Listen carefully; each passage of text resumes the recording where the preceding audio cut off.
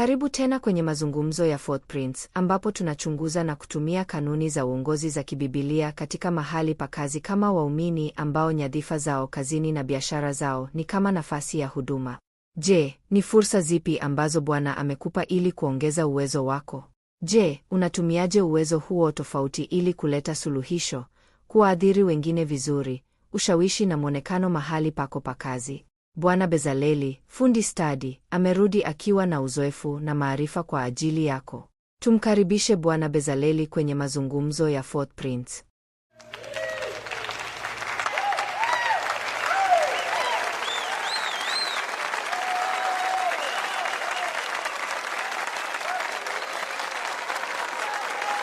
Kwa mara nyingine tena ni heshima kuwa katika mazungumzo ya Footprints ili kushiriki uzoefu wangu.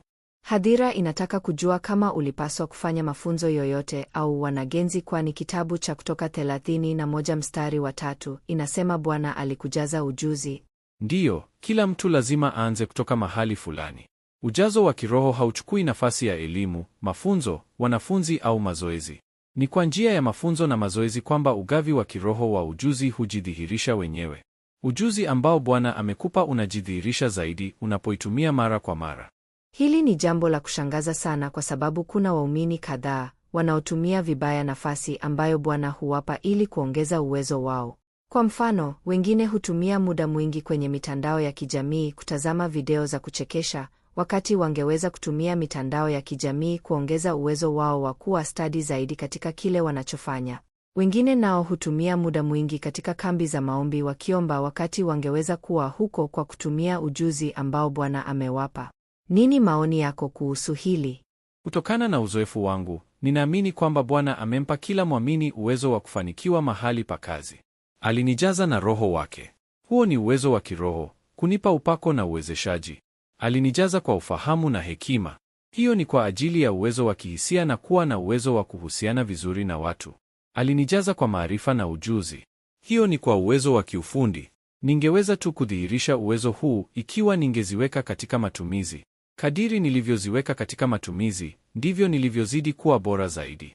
Kadiri ninavyoziweka katika matumizi, ndivyo nilivyotengeneza masuluhisho zaidi kwa utukufu wa Mungu.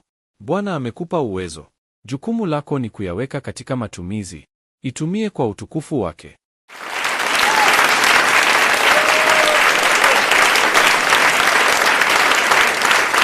Uzoefu unazungumza sasa. Watazamaji, zingatia haya. Ni kwa kutumia tu uwezo ambao Bwana amekupa ndipo utatafsiri ugawaji wa kiroho kuwa udhihirisho. Maombi ni mazuri, lakini Bwana hataweka uwezo huo aliokupa katika matumizi kwa ajili yako. Usitumie muda wote katika kambi ya maombi. Nenda huko mahali pa biashara na mahali pa kazi ili kuweka uwezo huo katika matumizi. Imani bila kazi ni bure tu.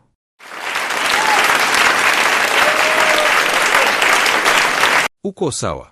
Kitendo pekee ndicho kinaweza kukusaidia kutumia ujuzi huo kutatua matatizo.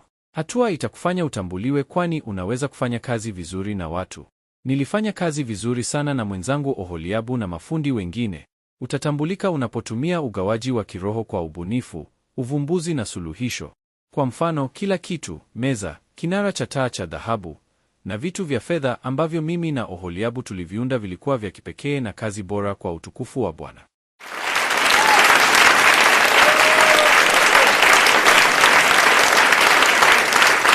Na unahitaji kujua kwamba Bwana mwenyewe alituona na akatupa kazi ya kiungu kwa ajili ya ujenzi wa hema. Ndiyo, ujenzi wa chumba hicho cha ibada ulikabidhiwa mikononi mwetu. Hii inaniambia kwamba ujuzi na uwezo wetu wa kitaaluma unapaswa kutumika kutoa masuluhisho katika kanisa pia. Bwana hatofautishi kati ya matumizi ya kidunia na matumizi matakatifu ya ujuzi wetu. Bila kujali ujuzi wako wa kitaaluma ni upi, kwa mfano kama seremala, fundi wa umeme, mhasibu, wakili au daktari, ujuzi wako wa kitaaluma unapaswa kuwa wa manufaa kwa kanisa pia.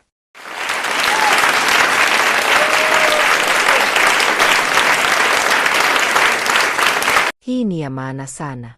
Wasikilizaji, tumia uwezo ambao Bwana amekupa. Hilo ni jukumu lako. Ustadi wako utakuwa kupitia miaka ya mazoezi, nidhamu, marudio na uboreshaji. Ujuzi huvutia ushirikiano na kujenga mtandao wa urafiki. Mtafute Oholiabu wako na mfanye kazi pamoja. Fanya ujuzi wako upatikane kwenye kanisa lako. Ikiwa wewe kwa mfano ni seremala na kanisa lako linapaswa kuajiri seremala mwingine kutengeneza mlango wa kanisa, hautumii ujuzi ambao Bwana amekupa kwa kunufaisha kanisa. Bwana Bezaleli anastahili pongezi zetu.